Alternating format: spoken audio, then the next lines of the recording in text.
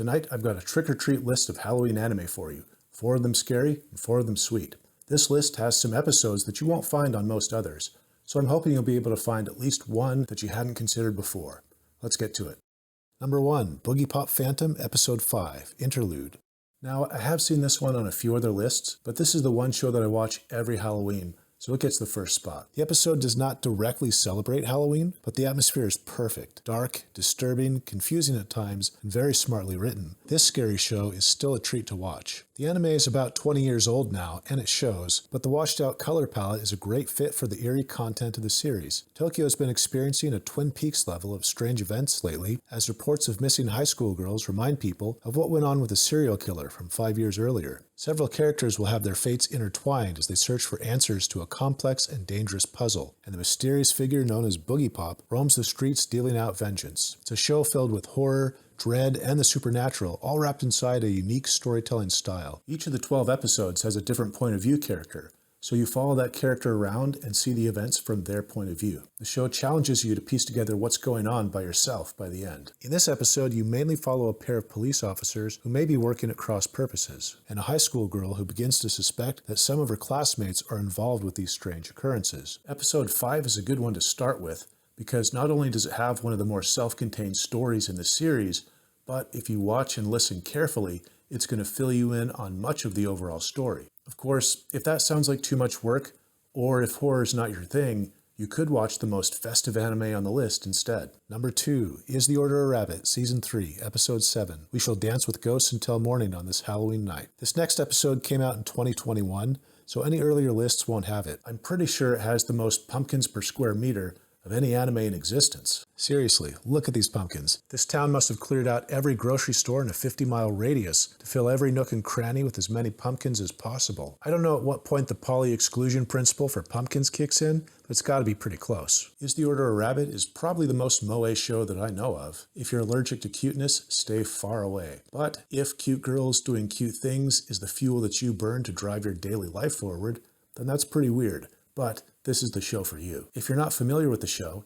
it's an ensemble slice-of-life anime that follows the lives of 5 girls as they bump into each other in a town filled with rabbits and cafes. Every design choice imaginable in this show is based on either rabbits or cafes. Each girl has her own personality quirks, color-coded outfit, and name based on a hot beverage. Cappuccino, or just Chino, works at Rabbit House, the show's main cafe, and she lives with her father and grandfather, her mother having passed away some years ago. Her grandfather switched bodies with an Angora rabbit and can't get back, though he can still talk in his human voice, and I am convinced that they are hiding a rabbit in an old man's body somewhere in the basement. But they've never shown this. There are lots of gags and comedy shenanigans, but hardly anything that could be considered magical or supernatural, aside from the existence of Tippy, the rabbit that the grandfather is unwillingly possessing. That is, until this episode. I don't want to spoil too much, but after about 2/3 of the episode's runtime is devoted to your standard cute girls doing Halloween things type plot, Hotokokoa, or Hot Cocoa, has an encounter that could have drastic implications for the rest of the series. Because for at least one episode, ghosts exist in this show's world, and it raises questions about the permanence of death and the mobility of spirits in a show that already has shown that you can move spirits around. Now, they could just decide that this episode lives in isolation as a holiday special and has no real bearing on the rest of the series. But if the events of this episode become canon for the rest of the show, it could become a turning point for later seasons, or even a way to wrap up the series as a whole. But even if you're not interested in the show beyond this episode, this is a great addition to your cornucopia of Halloween anime. The visuals are fantastic, especially the backgrounds. The cast is fun, and there's a little bit of that Halloween magic at the end to spice things up. Also pumpkins. So many pumpkins.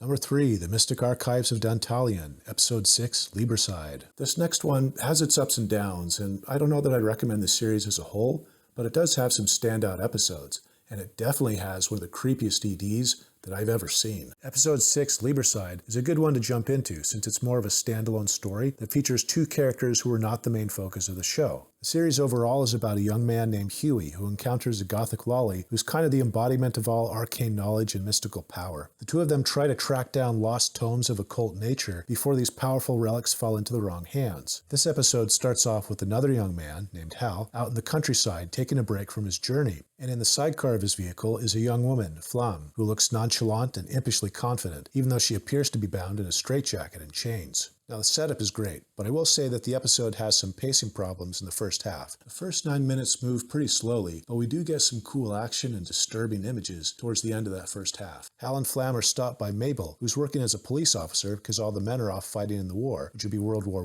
I, so she's filling in as best she can. Hal is there to investigate a mystery, the disappearance of 80 salesmen and travelers who had come to this town over the past few years. He uncovers secret after secret, and eventually he and Flam will have to show off their combat skills if they want to make it out alive. While it doesn't take place during Halloween, this episode has the right tone, and it boasts some atmospheric compositions and some pretty disturbing images. But the main reason you should watch this show is for the super creepy ED. It has almost nothing to do with the show. It's just this black and white, goth-infested nightmare mixed with Japanese horror movies and a dash of no theater. Watch it for the eerie soundtrack, the horse-faced terror beast, and cleanse your palate with the insane bubble-blowing clown lolly. Did I mention this thing is nuts?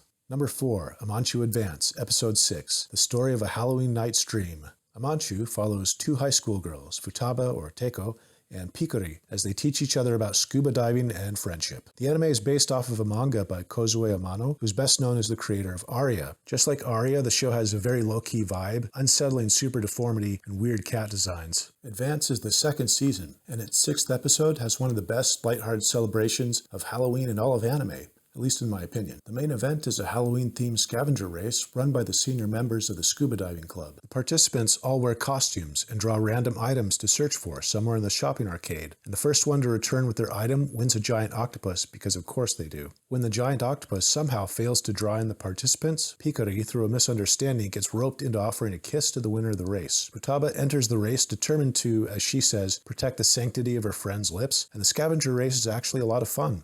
This doesn't have as many pumpkins as Is the Order a Rabbit, but it still has plenty of Halloween-themed designs. Best parts of this episode are totally the balloon dragon, maybe the cutest little girl in all of anime, and the monkey guy. Scratch that. It goes little girl's hat, balloon dragon, and monkey guy, in that order. The episode ends with a narrative cliche you've probably seen dozens of times before, but I won't spoil it. And then the frame lingers on what appeared to be this nondescript background character, but that narrative cliche and the background character actually become key parts of the series moving forward, as the second half of the season takes a more supernatural twist. So I thought it was pretty cool that what seemed like maybe throwaway parts of a standalone holiday episode actually become integral pieces of the show as a whole. But you can certainly view this episode by itself without having any prior knowledge of the show or even any desire to watch more of it. You'll still get an episode that's chock full of anime cuteness and tons of Halloween spirit that will make you want to say, "We are buddy."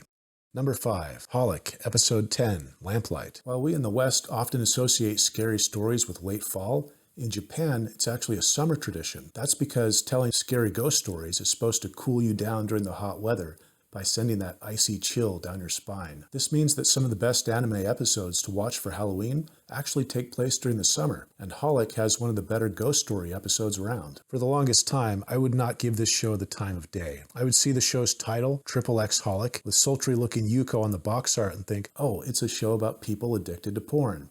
Hard pass. But that's not it at all. The X's are just placeholders for anything that people could be addicted to. Some of the characters who come to Yuko for help are addicted to narcissism or to lying or seeking attention. There's no X-rated content at all. Thankfully, I saw Arcada over at Glass Reflection give this show a really strong recommendation, so I checked it out. If you can get past the strange title, the stylized body designs, and Watanuki's annoyingness in the early episodes, you've got an anime classic on your hands. Like a lot of episodes on this list, Lamplight is a good one for people who haven't seen the series up to that point. This time it's because much of the episode's runtime is dedicated to telling self-contained ghost stories. Our main character, Watanuki, has a crush on Himawari, a pretty and confident girl who's kind to everyone she meets. Watanuki's sort of rival is his classmate Domiki, a strong and generally calm young man who always seems to save Watanuki's bacon, even though Watanuki claims he doesn't like him. Watanuki works for the mysterious and beautiful Yuko, who seems to have ties to the spirit world and the occult. Yuko sets up a night out for the 4 of them to tell ghost stories in the temple where Domiki works, and that's where the episode gets good. Some of the stories are genuinely creepy, and while the show is not a blood and gore fest, it does feature some pretty cool unsettling images, perfect for Halloween.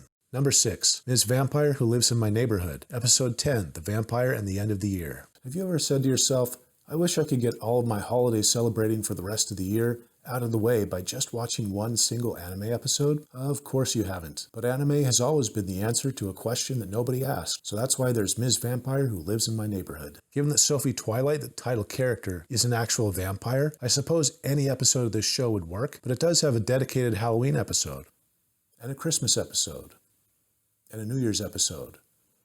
It's all the same episode. The Halloween segment of this episode is just 9 minutes long, including the OP, but if you want a quick bite of Moe Halloween, this will do the trick. This one's not going to be for everybody. If watching a show that hints at girls being romantically involved with each other makes you feel uncomfortable or offended, then you want to pick something else. If you do soldier on with this episode, you get to see 2 vampires and their 4 human friends throw a Halloween party with costumes, candy, and other treats. If you blink once or twice, they'll already be exchanging Christmas presents and digging into the traditional blood mold frozen cake, like you do at Christmas. Blink again and they'll be celebrating the new year by watching the first sunrise, which might not be the best idea for the vampires. Whether you tap out after the Halloween segment or watch the whole thing to fill up your holiday tank for the next 3 months, be sure you watch the catchy outro, Happy Strange Friends, because scientists have recently proven that Witch Sophie is the best part of the show. Number 7, Witch Hunter Robin, Episode 3, Dancing in Darkness. So sure, anime is full of all kinds of cute witches, moe vampires, and even adorable mummies. But what if you're looking for a dark, serious show that has a witch turning other witches into mummies? That's what you get with Episode 3 of Witch Hunter Robin, Dancing in the Darkness. The series features Robin, a young woman with questionable fashion sense and the power to start fires with her mind, and her compatriots at the STNJ, the Japanese arm of an organization dedicated to hunting down witches. The episode opens with our crew examining a bizarre crime scene where a 22-year-old's corpse has shriveled up like a mummy. During their investigation, they find records of similar cases covering a period of 120 years and decide to focus on the main suspect from one of the old cases. When they interview his wife, she tells them that he never ages and will never die. One of the characters blows this off as crazy talk because apparently she doesn't know that she lives in an anime. The action picks up when the STNJ finally meets their suspect, and the show switches from police procedural to a good old-fashioned bug-belching, fire-starting witch fight. I won't spoil the rest of it, but if you're looking for more of a chill, slow-burn show, this is a good one. It's pretty much a detective show until the detectives and the criminals start battling each other with magic powers, but its overall moodiness and connection to witches make it a good one to wind down to at the end of your Halloween festivities. Number 8, Our Home's Fox Deity, Episode 19, Oinari-sama Roast Potatoes. Speaking of winding down, we've reached our final episode, and I've saved my personal favorite for last. Our Home's Fox Deity is about 2 brothers, Noboru and Toru, who are protected from yokai attacks by Tenko Kugen, a powerful fox deity. In this episode, it's Halloween, and Noboru is helping out with the local trick-or-treating event for the town's kids. That's one of the reasons I like this episode. It actually shows kids going door-to-door trick-or-treating. Meanwhile, the god who runs the convenience store has gathered the town's yokai at the local shrine. There are rumors of a god of poverty, or bimbogami, in the area, and if it drains money from the townsfolk, then they can't spend it at the convenience store. The notoriously cheap god surprises everyone by offering a reward for its capture, and they all scramble off in a mad dash to find the bimbogami and claim the reward, except for the fox deity, who stays behind to roast sweet potatoes with the shrine's guardians. The bimbogami slips in with Noboru, who has no idea that there's a god of poverty on the loose, and since he's about the size of a child and looks like he's wearing a costume, he gets to go trick-or-treating with the kids. The rest of the episode has crazy capers and plenty of misunderstandings, and like any good comedy, nobody learns anything and almost everyone is slightly worse off at the end, except for the bimbogami. While this is probably my favorite Halloween anime, there is one slight problem. You can't watch it, at least not right now, not legally. The show is unlicensed in North America, so you can't legally stream it, and the home release is out of print. I have seen the show on Hulu and Crunchyroll before, so I'm hoping somebody picks up the license, but it's been a few years since it was available, and the show is not very well known nowadays. But if Our Home's Fox Deity becomes available in the future, the Halloween episode is a good one to watch to help you try to forget that Black Friday sales start in the middle of October now. I hope you found something on this list to help get you in the Halloween mood. If you have an episode suggestion, put it down in the comments. Thanks for watching and happy Halloween. I'll see you next time.